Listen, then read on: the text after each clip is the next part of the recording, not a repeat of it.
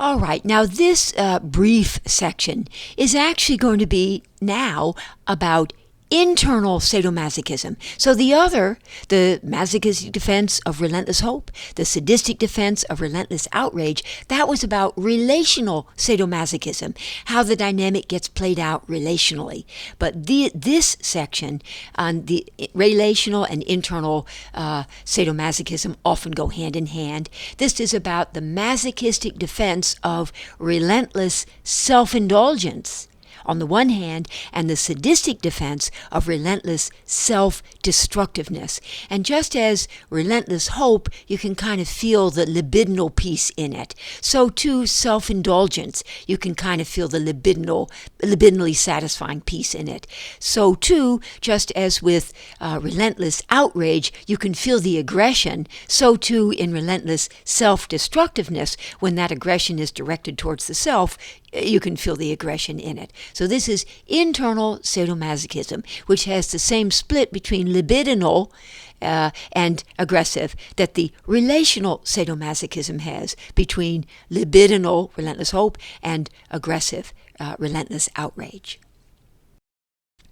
So the relentless patient who has a libidinal, relentlessly hopeful, and an aggressive, relentlessly outraged attachment to the bad object, in other words, relational sadomasochism, may well also have a libidinal, relentlessly self-indulgent, and an aggressive, relentlessly self-destructive attachment to, not the bad object, the bad seductive object, we'll do Fairbairn soon, but a libidinal, relentlessly self-indulgent, and aggressive, relentlessly self-destructive attachment to the bad self.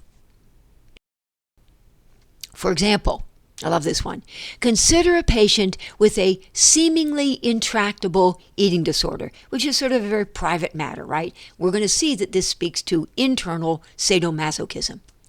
Okay, one that compels her, this seemingly intractable eating disorder, is one that compels her sometimes to binge, thereby affording libidinal release and satisfaction. Even if she sort of says she sort of hates it that she binges, nonetheless she does binge, and obviously there is some libidinal release that's being afforded and some satisfaction in the binging behavior.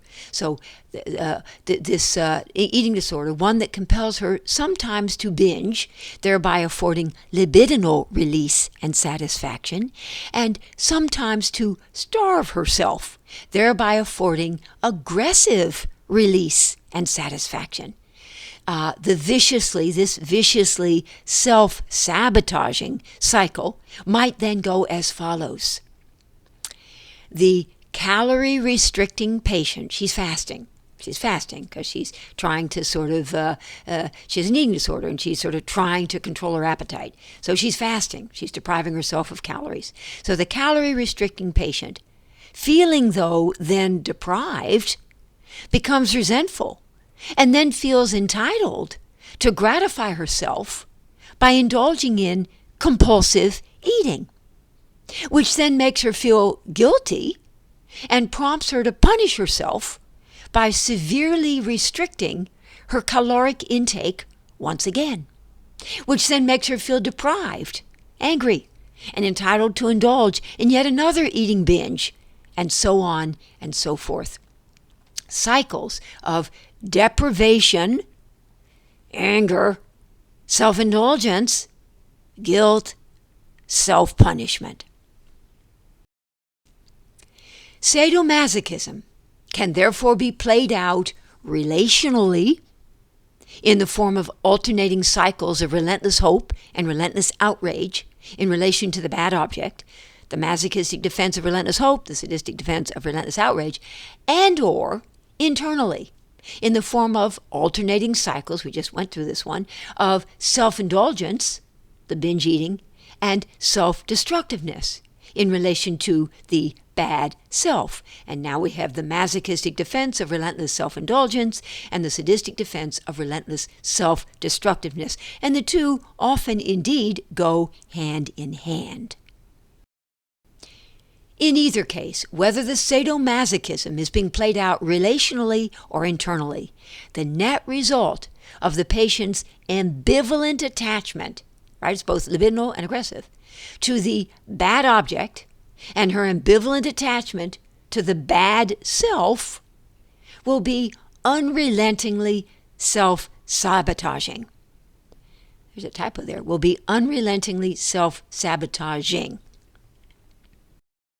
So, final slide in this section. When sadomasochism is played out relationally, the patient must ultimately confront and grieve the reality of the object's limitations and arrive at a place of serene acceptance of the object's flaws, imperfections, and inadequacies.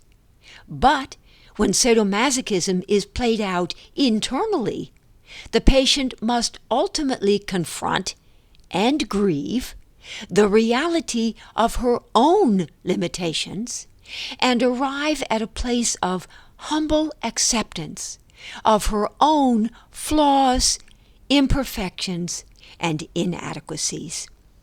That's it for this section.